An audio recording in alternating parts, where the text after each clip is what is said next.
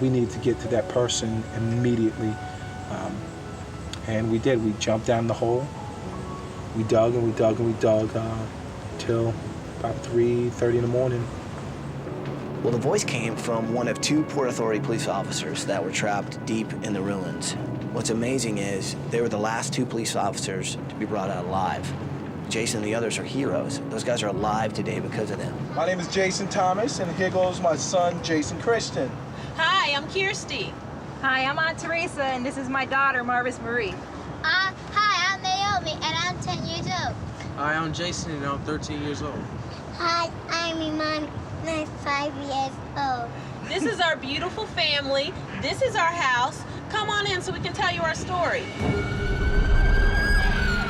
On the morning of 9/11, Jason Thomas woke up like the rest of us to the worst tragedy in American history. Now, he's an ex-Marine, so he grabbed his Marine uniform, he put it on, and he headed straight down to Ground Zero to see if he could help. I'm headed down the West Side Highway, and about a mile, less than a mile away, I see the second tower collapse. And it comes crumbling right down. And very emotional time for me because, I wanted, you wish that everyone who was in that building got out.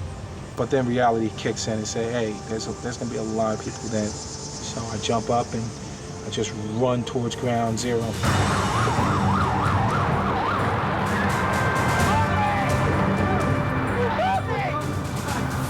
I've never seen nothing like it in my life.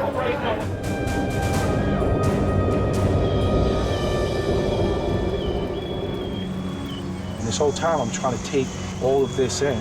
You smell the smoke and the burning of flesh, and getting on site and seeing the destruction. I could have never had prepared myself for what I saw.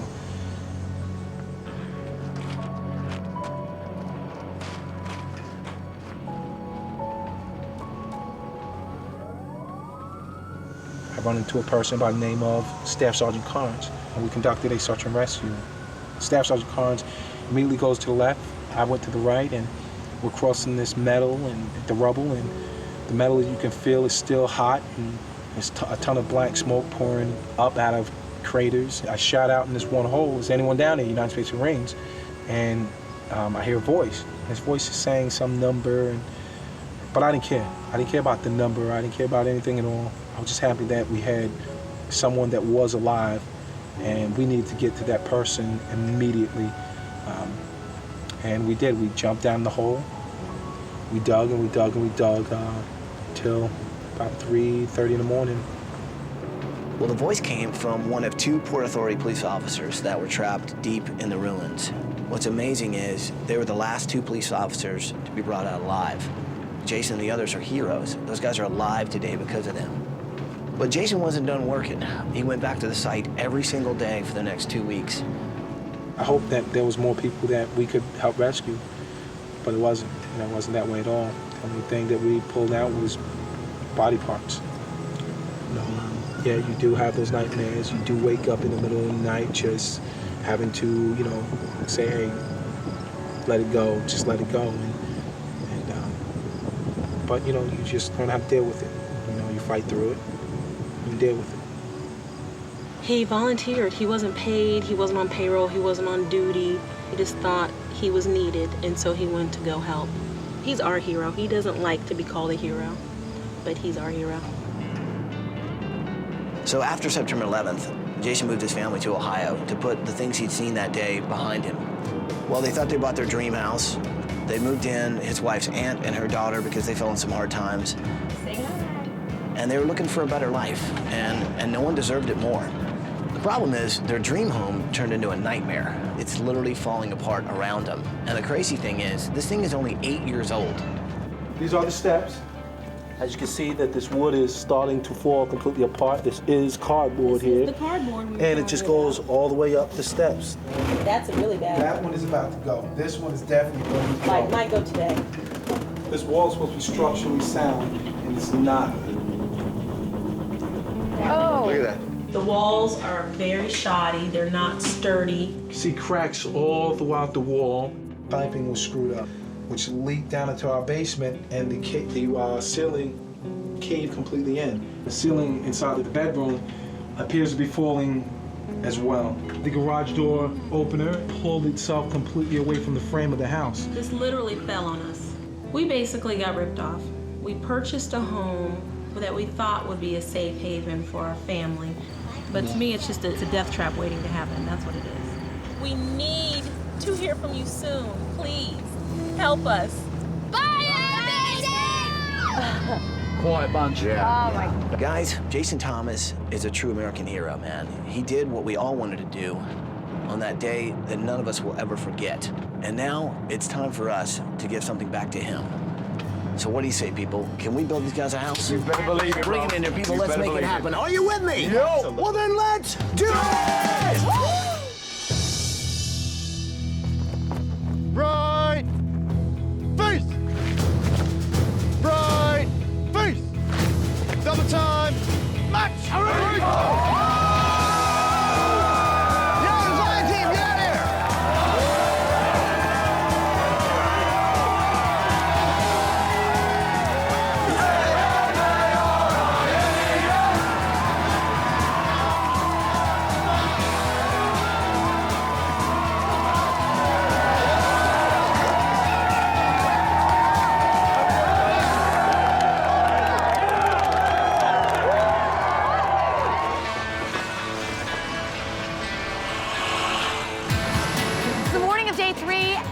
Right now, we're just now putting in the basement walls.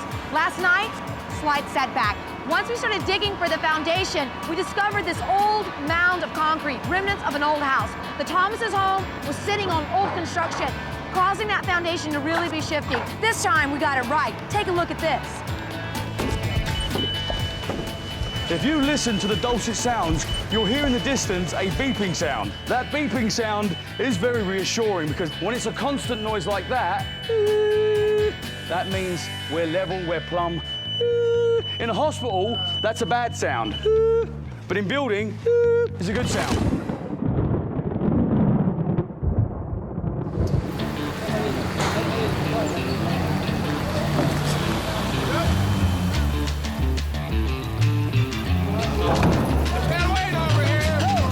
Nobody wants to frame in the rain. I mean, it was buckets upon buckets upon buckets of water. And it really put us behind because you cannot drywall when it rains. So we got our walls up. The next step is insulation, then drywall. Yeah, drywall, right.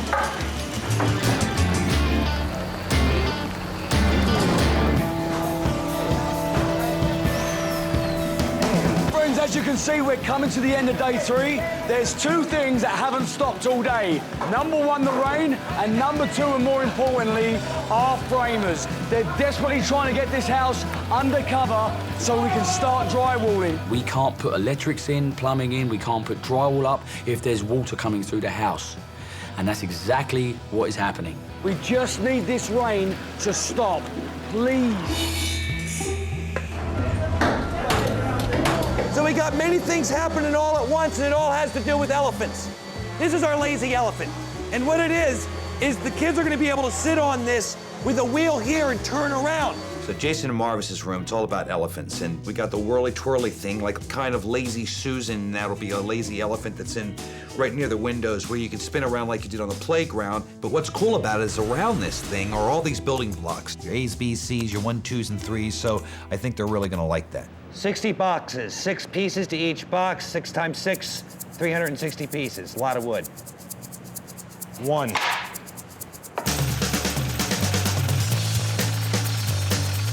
93, 94. 42, what time is it, man? What's the time? 4:15. Beautiful, bud. Thanks a lot.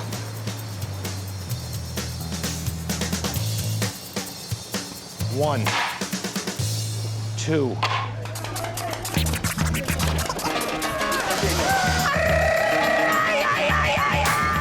This is absolute chaos. 2 hours ago, it stopped raining. We got the whole house dried. Right when our insulation started going in, we started drywalling. I mean, the sound you hear is the sound of progress. Every square foot of this house has somebody standing there, either hanging rock, cutting rock, mudding rock, carrying rock, just rocking. This is insane. Woo!